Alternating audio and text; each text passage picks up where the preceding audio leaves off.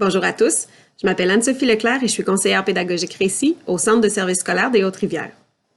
Bienvenue à cette capsule sur les co-occurrences ou les combinations en anglais dans Antidote bilingue.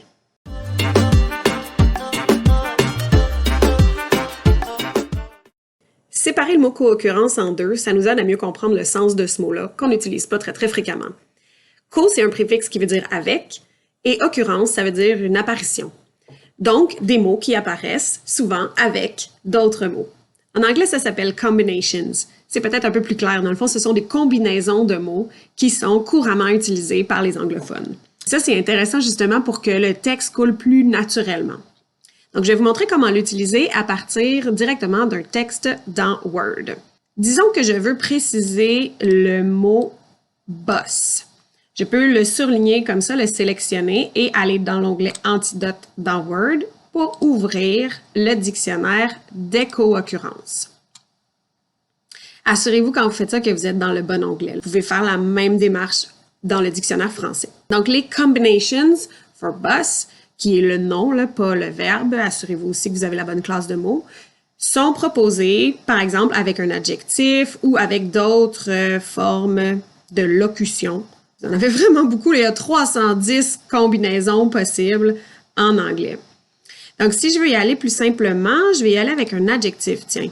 Disons que je ne sais pas trop comment le décrire, mon autobus. Ça pourrait être un yellow bus. Et là, vous voyez que la force, en réalité, c'est la fréquence d'utilisation de ces mots-là ensemble. Donc, on retrouve souvent un bendy bus, free shuttle bus, yellow school bus. C'est assez fréquemment utilisé. Donc, je vous conseille de commencer par lire les premiers. Ça pourrait être un public bus, tiens, un autobus public. Ça me plaît bien. Si je veux utiliser cette expression-là, donc cette co-occurrence-là, je peux la sélectionner et la corriger directement dans mon texte en faisant un clic droit sur l'expression que j'ai choisie et cliquer sur « Remplacer dans le texte » par « Public bus ». Si je clique là-dessus, vous allez voir dans mon texte directement dans Word que ça va se corriger automatiquement. C'est aussi vraiment intéressant d'avoir les combinations en anglais parce que l'ordre des mots en anglais et en français, souvent, c'est pas les mêmes. Par exemple, ici, on aurait utilisé en français un autobus public, tandis qu'en anglais, c'est un public bus, c'est le contraire. Et ça vous aide à utiliser les locutions dans le bon ordre et donc à avoir une structure de phrase plus anglophone. Ça peut aussi enrichir votre vocabulaire. Comme moi, l'autobus, j'étais pas certaine de ce que je voulais écrire. Ça aurait pu être autre chose. Donc, ça me donne aussi des idées de vocabulaire pour enrichir mon texte ou carrément pour savoir vers où je veux aller. Je vous donne l'exemple ici.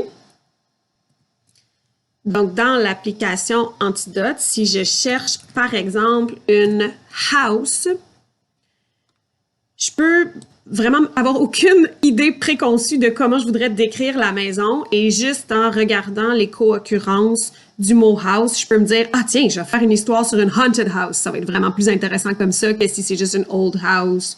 Et vous voyez que pour house, j'ai 1621 combinations possibles. Je vais descendre, vous allez voir, il y a vraiment beaucoup de catégories aussi. Là, on est encore dans les adjectifs. Il y en a vraiment plein. A friend's house, a doll's house, a house of cards. Vous pouvez vraiment aller vous amuser pendant très longtemps là-dedans là, et ça peut vraiment améliorer votre texte si vous décidez d'utiliser cette partie-là des dictionnaires. Ceci conclut cette capsule. Bonne journée!